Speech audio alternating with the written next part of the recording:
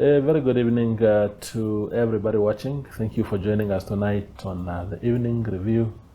My name is Toiwan Jabela. Tonight on the platform we are joined by Agapitus Hausiku. He is the director of OurRight Namibia, an organization that commented quite extensively this week on the issue of distribution of condoms, or lack thereof, in prisons across the country. Thank you very much, Agapitus, for making time. It was a very interesting debate because OurRight Namibia commented, and a few other people, including, I think, prison chiefs and police. I know what your stance is, but for those who missed out on your pronouncement in the paper, what is your position on the matter? Yeah, no, the position on the matter from our side is guided by some health protocols, including the National Strategic Framework on HIV/AIDS as to the epidemic context for Namibia. Yeah. I mean, you know, Namibia is one of the highest countries in terms of HIV infection. So with a small population like ours, the country has identified key areas that they are supposed to focus on with regard to prevention and treatment of those that are affected. And then you speaking about in terms of the National Strategic Framework on HIV and AIDS. So we have key populations, and people that are incarcerated settings like prisons are also part of key populations. And these are groups that are vulnerable, that are discriminated and stigmatized against, and they have difficulties accessing healthcare services compared to the general population. And as per this framework, it's indicated that people that are identified as key populations are high in terms of acquiring HIV/AIDS compared to the general population. And something needs to be done regarding that. So there are clear guidelines from the Ministry of Health in terms of the National Strategic Frame on HIV/AIDS as to what needs to be done. And it's from that understanding that the argument is put forward. Yeah. So you are in support of distributing condoms in jails, in prisons, basically? Yeah, no, we actually as an organization is guided by those factors, because in terms of intervention, so there must be parameter that guides you as to what it is that you are supposed to do in order to minimize infection. So in the general public, due to all these contexts that you have available, so you are guided as to what needs to be done. So incarcerated setting individuals, it's not, because some people are arguing, no, if you're distributing condoms in prison, so you're promoting sexual activities within this setting. So are we promoting? Because currently it's already happening without the distribution of condoms. But the individual who is in an incarcerated setting has the same right in terms of accessing healthcare services as you. Because in as much as I'm in prison, if I am sick, I need to be treated. But then if there are mechanisms to prevent so that I don't get infected, so those mechanisms needs to be applicable to everybody. Yeah. Now, I think the difficulty, Agapitus, here is that sex is outlawed in those facilities, generally. That is already the standard to say you may not, I don't know, maybe it's not, I don't think if people are found indulging in those acts, they will necessarily be punished. But I think that the general acceptance is that sex is not really supposed to take place. But like you said now, it still takes place. Now, if something is not expected to take place, when I put that packet of, that box of condoms there, what am I saying to those that are in the facility? What you're saying to the people in the facility is protection, because the argument is not only in Namibia, it's a worldwide something. Even in the United States, it's the same discussion. So the distribution of condom in those facilities becomes a challenge too. But then if you look at countries where condoms are distributed in prison, like in the UKs and other Western European countries, even in Africa, South Africa and Lesotho is doing it. Where this distribution is happening, the infection rate in incarcerated setting has reduced to 50% compared to the current situation. So nobody is saying sexual activities need to be encouraged there, but people are doing it anyway there. So once information, because there is information in terms of people are like, no, you need to educate them in terms of not doing it like we say, but then the people are still doing it. So you need to go further than that in terms of providing some protective mechanisms. So that in the event the person is doing it, what is it that I need to do so that I am? Because it's not only HIV, there are also other STIs that a person can acquire if you are indulged in any unprotected sexual activities.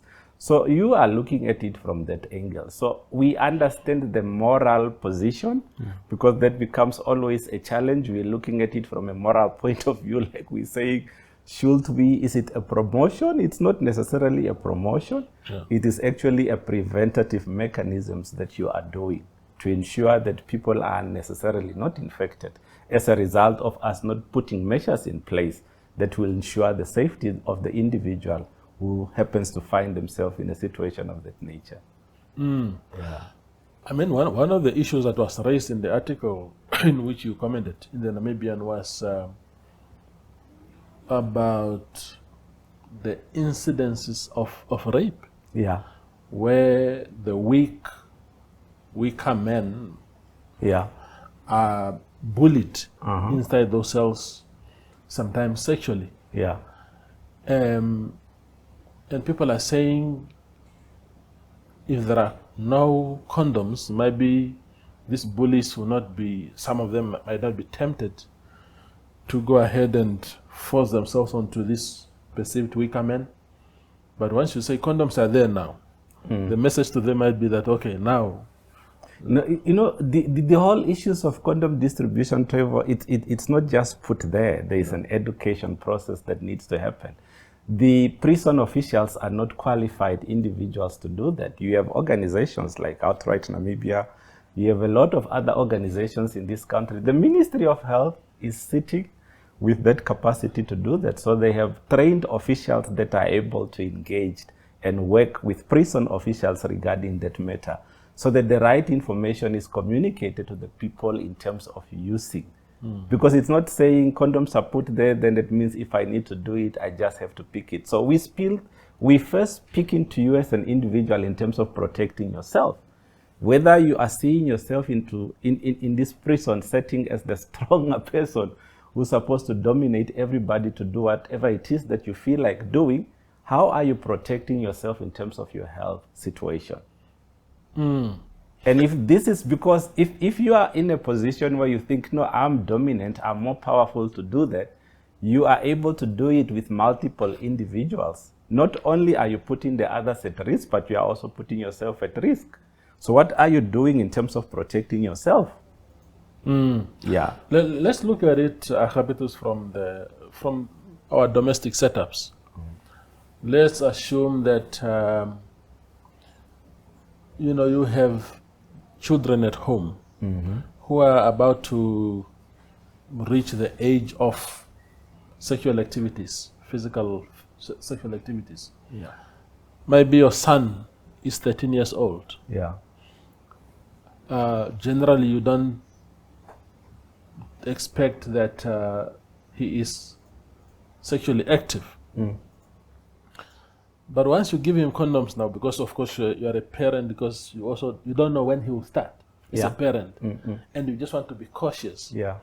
If you say, son, here is a packet of condoms now, what are you saying to him?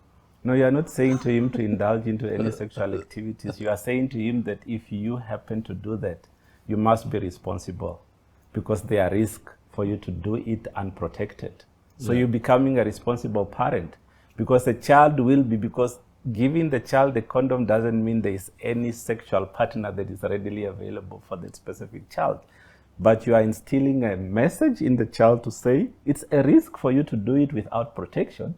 And it's also an issue of you preventing the child, especially if it is a girl, from unwanted teenage pregnancy.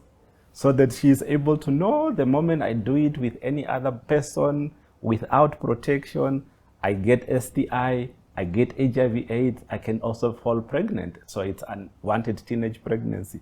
As for a parent, that discussion is key around protecting young people. Because even in Namibia now, The highest infection rate is happening in the age group between 14 to 24-year-old girls.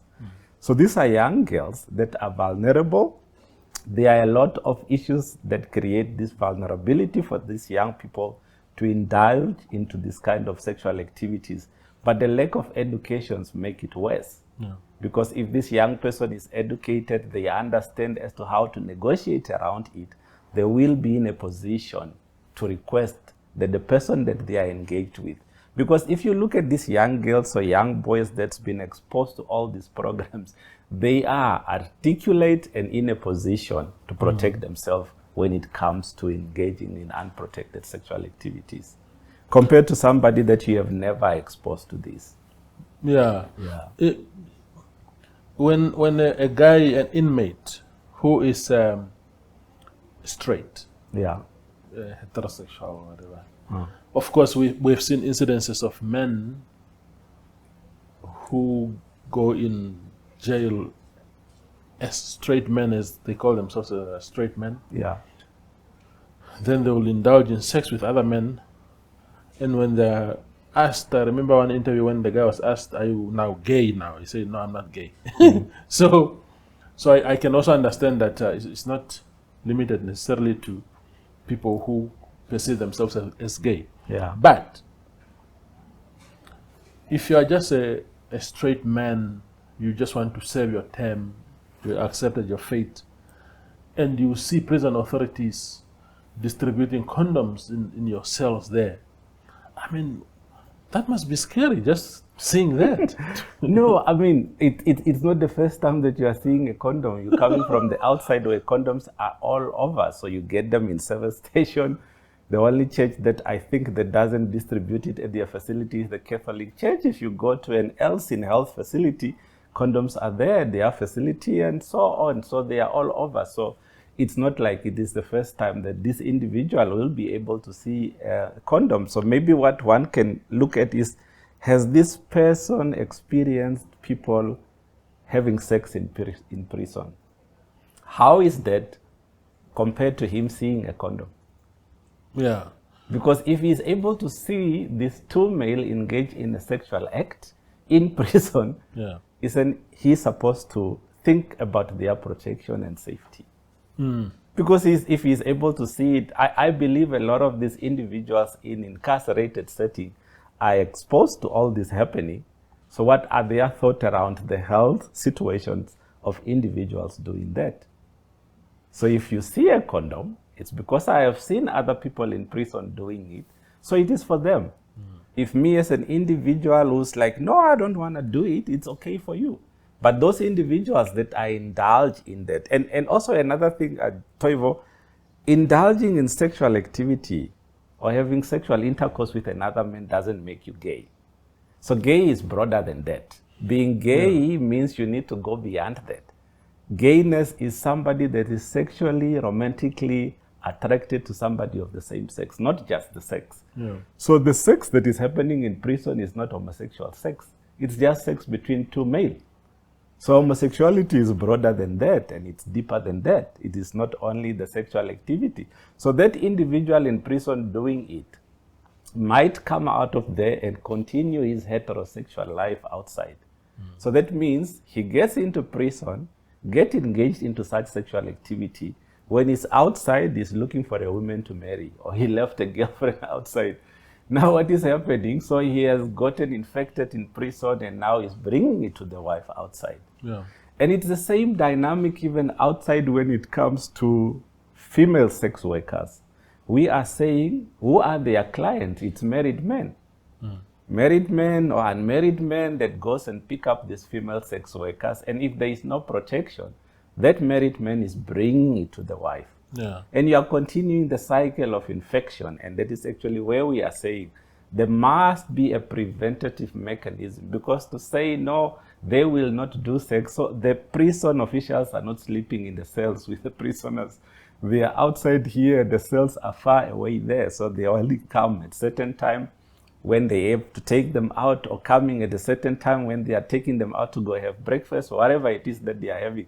That is the only time of engagement. But other than that, these people are left in an enclosed setting by themselves, what's happening there is only seen a day after. So you can't say no, even if you put a camera there, how many cameras don't we have? But then criminal, even at your house, you might have CCTV and people still break in. And now we are saying, put a camera so that you are able to monitor. So prison officials are not there sitting to monitor the sexual activities that might happen. So they have other responsibility. You rewind the tape much later. Even if you rewind, the activities had happened. Yeah, the issue is about prevention. I hear you. Yeah. We go for a very short break and return with Agapitus Hausiku.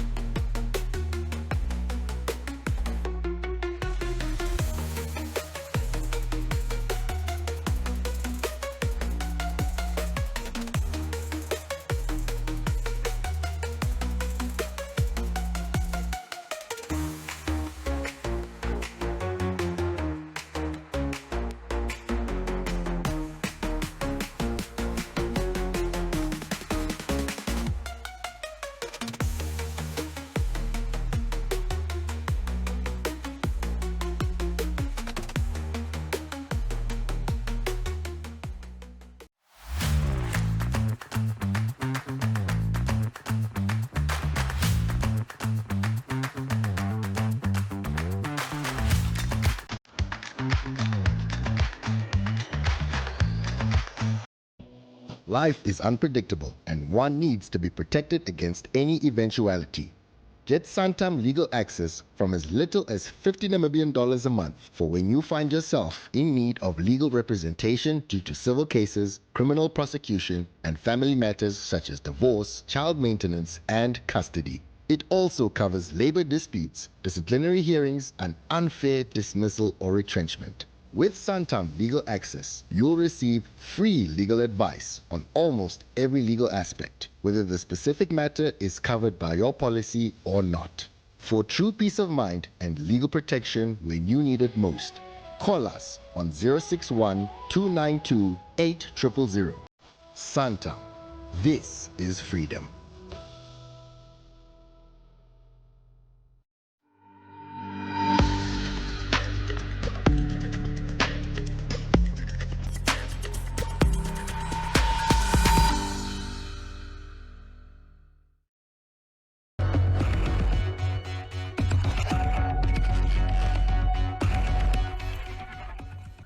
Our conversation with Agapitus Hausiku, the director of OurRight Namibia, continues on the evening review. Now, we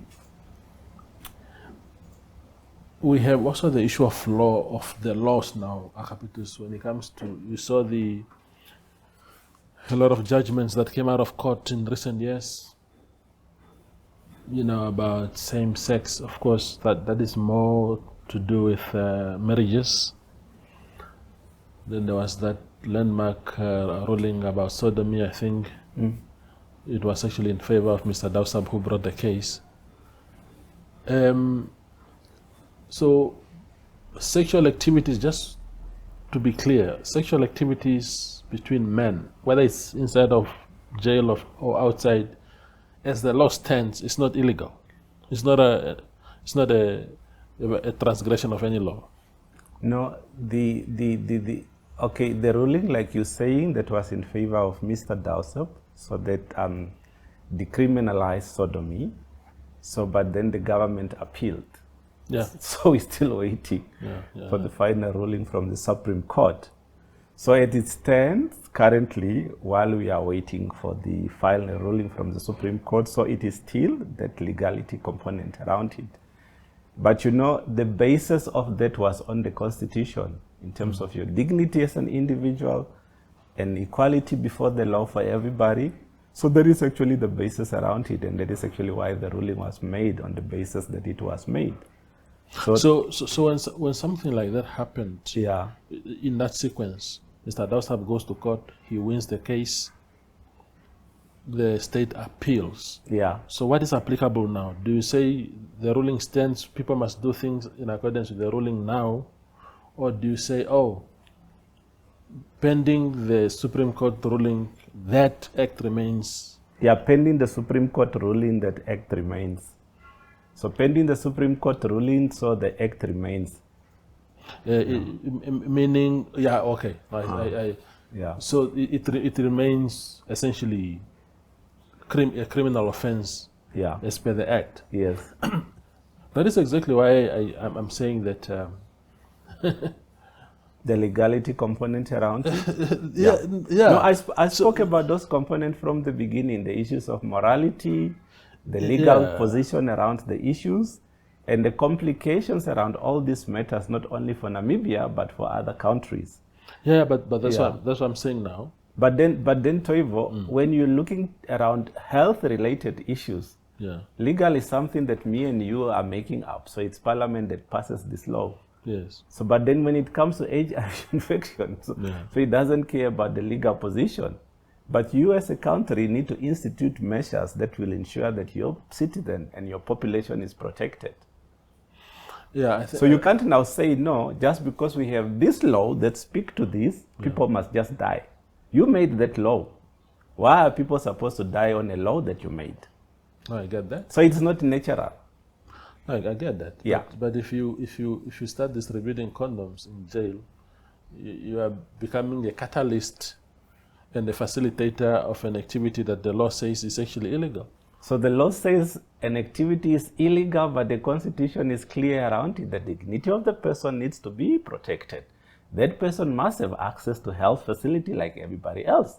So there is also another position. So what are we saying? The Constitution is supreme. And that is because that you are prolonging it as a government, violating your own constitution. So your own constitution is clear. It has simplified everything for you. All that you need to do is enact. Currently, under the law, sexual activities are still happening in prison, irregardless. But then there is an element of privacy if you are taking it outside. So because my space is my space, I don't want you to get into my space. What I do in my private capacity is up to, because I don't get into your space. What gives somebody a right and a position to think I can get into another person's space to decide as to what that person is doing? But here we are talking in terms of a prison context when a public opinion is supposed to matter. But then the health of the individual within that setting needs to be taken into consideration. So somebody commented in that very news article also, I can't remember who said, I think it was Sharonese Bush, who said that prison by its very design is also meant to take away some privileges from those that are incarcerated and charged for criminal activities. So sex can't be one of those privileges that you enjoy. There is no privilege with regard, it's a coercive situation that is happening. So nobody is saying the prisoners are given the right to have sex.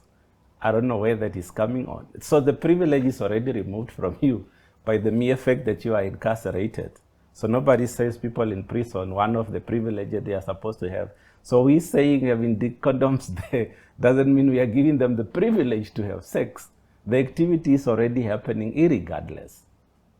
You see, so it is not a privilege. It's like saying, why are you giving them food? Why are you giving them water?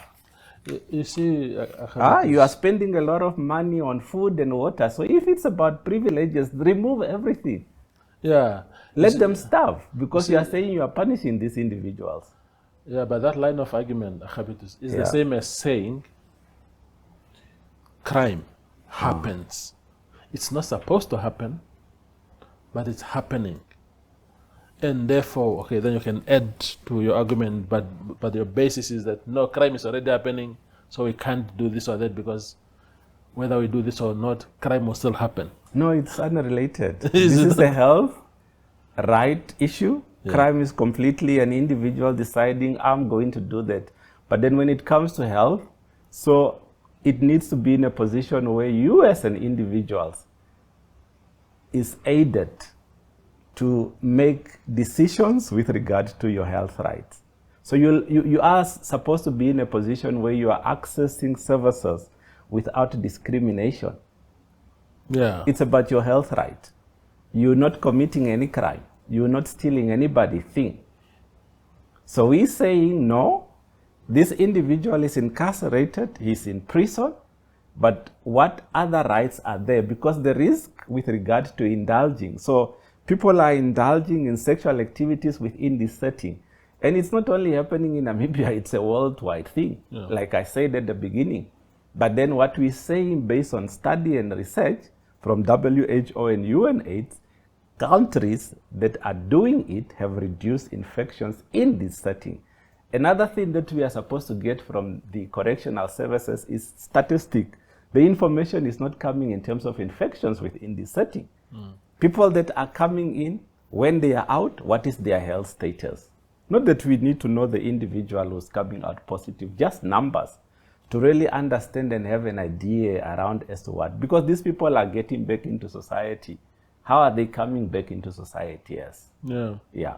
Do you think, therefore, that because the way I see it now is that there's a structural issue there. And the structural issue here is the law right now that has been appealed in the Supreme Court. So if I'm a prison administrator, my duty, I've sworn to be faithful to the Constitution you are arguing of. Yeah, the Constitution guarantees you those rights. I don't know you sworn to what. To uphold the law. But you know, also the sodomy law is not an the Constitution makes provision that all laws before independence still need to continue until they are repealed. These are apartheid colonial laws. Even Britain that brought this sodomy law has repealed those laws. A lot of countries had repealed them. And if you look at the sodomy law, it is only British colonies. You don't have sodomy law in Angola. You do not have them in Mozambique. You don't have them in French-speaking countries. It is just British colonies that have sodomy law. So we happen to have the sodomy law because of the Dutch statutes that we adopted from South Africa. So if we were another colony, we would not have, because if you have to go to Ivory Coast and Senegal, they don't have sodomy law. They do not have these issues. That's why I'm saying. So these are colonial laws. So we are an independent nation in terms of protecting the dignity of individuals. There is the Constitution that was written by our own people. It's guiding us. That's why I'm talking about structural issues now. That it's not the prison authorities' fault, really, while there is that law. If you, Mr. Hausiku, were Mr. Raphael Hamnyela, who's Commissioner General of Prisons, if you were in his position today and you are a fierce advocate of distributing condoms in jail today as you do now, you would still not distribute them because of that law. It is not supposed to be his issue. We have a Ministry of Health whose responsibility is public health management. In their own frameworks, their guidelines with regard to these issues. Why are they not collaborating with them? Then they are supposed to guide, because now they are playing the role of healthcare workers or healthcare managers at prisons. So that is actually not their role. When it comes to health-related issues, so the Ministry of Health has a mandate to deal with those issues. And there are protocols and guidelines from the ministry as to how they are supposed to deal with that. I get that. I'm just saying that because the Act, the Public Health Act, clearly says everybody have access, irregardless whether you are. I believe there is a component that speaks to people that are incarcerated and how they are supposed to deal with that. Suppose somebody is in jail who's HIV positive, let's say that, hypothetically speaking, and this person is there and nobody knows. How are you putting the rest of the inmates at risk? Everybody is at risk within that cell. No, people shouldn't have sex there. They are not the... So it is actually, in terms of the individual, the individual having sex, that is your own individual prerogative. Apart from the coercive nature happening. So when you are forced, it's against your will to do it. Of course, that's another different element. But that person that is perpetuating that act is taking an individual conscious decision to do so. I understand that. Yeah. Maybe in the final few minutes that we have left, talk to me about, I don't know if your organization ventures into, because you spoke about sex workers earlier on. Yeah.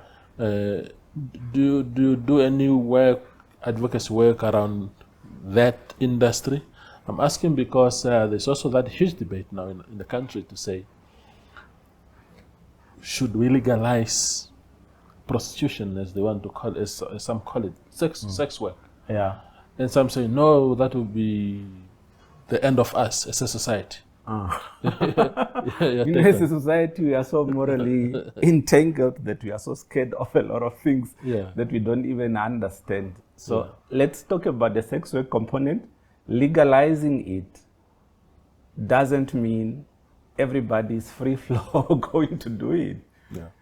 What you're saying in terms of legalizing it, that the individuals that are involved into this act are given the position to practice it without any discrimination, without any stigmatization or harassment. Because currently, whoever it is that is doing it is harassed as a result of you engaging in an activity of this nature. Some people might stand and say, no, it's okay, because morally it is not something that we are accepting. But in every activity of this nature, so there are actually guides as to how, because we are also not saying, then you must now go everywhere and stand in any position and do it. There's public decency and all that. So all that is being said is like individuals that are involved in activities of this nature, they are human beings like anybody else. They have the same rights as you and me. The issue of harassing this individual without necessarily understanding. I remember we had some discussions with parliamentarians in Swakopmund, and they were asking some of the sex workers that were there on the panel, like, if I gave you $1 million, will you still continue? The person is like, I'll still continue because I'm making more money doing this trade than the money that you are promising to give me. And I know you will not be able to raise $1 million for me to have it. So I'm supporting my family and. So there are all these things that these people are looking at. So for us as an organization, we do work with everybody. We work with men who have sex with men, people who are incarcerated setting. We work with female sex workers, the transgender community. The whole idea is this group is classified as key population. And like I said from the beginning, key populations are vulnerable groups who are easily infected by HIV due to all these other issues and elements that we have spoken about. And they are unable to access healthcare facilities compared to you and me. So you and me can go into a clinic, see a doctor, see a nurse, and we get treated. But a female sex worker who's having an infection needs to explain to that sex worker who's having the same moral judgment like the rest of the society. So it is not easy for them. So that's why these organizations are there to really make sure, because there is the interlink between all these individuals and the general public. I said a female sex worker, the clients that they are engaged with are general men.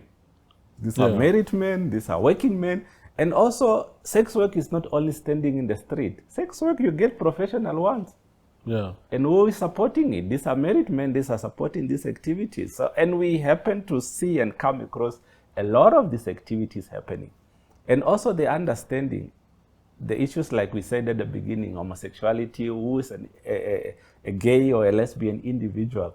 A lot of the men that are engaged in same-sex sexual relationship are not gay. These are married men. They are doing it because they don't identify themselves as gay. It's just a sexual act, an edge that they are trying to satisfy at that moment. And if these people that they are sleeping with do not have the information to access appropriate healthcare services, so you are bringing the disease back to the society. You're bringing the disease back to these people that are innocently not aware of an activity being done by the individual that's bringing it to the house. So you need to narrow the gap around that to protect everybody at the end of the day. Where do female inmates feature in this thing? Because I'm sure they also do their things among each other there in jail. is the risk lower among them in the nature of their indulgences, or is there something specific also that must be done for them? The risk is, in terms of general, the risk is lower in terms of infection. Yeah. But like we are saying, these things are intersected. You get a female person, let's say this person was a female sex worker, Yeah. might get into the prison cell infected already. And if she is engaged in any sexual activity with another person, whether it's mouth to vagina or whatever it is, that they are doing there, so the risk of getting the other person infected is high. Yeah. Yeah. So it doesn't necessarily have to be lesbian individual. It can be a female sex worker who is incarcerated, and as a result of the activity that they are indulging in. So the other person is at risk also. Absolutely. Yeah. Agapitus, thank you for making time. I appreciate it. Thank you, Trace. Yeah, wonderful. That is Agapitus Hausiku. He is director of OurRight Namibia, weighing in on the debate around the distribution of condoms in Namibian prisons. Thank you for watching. Thank you.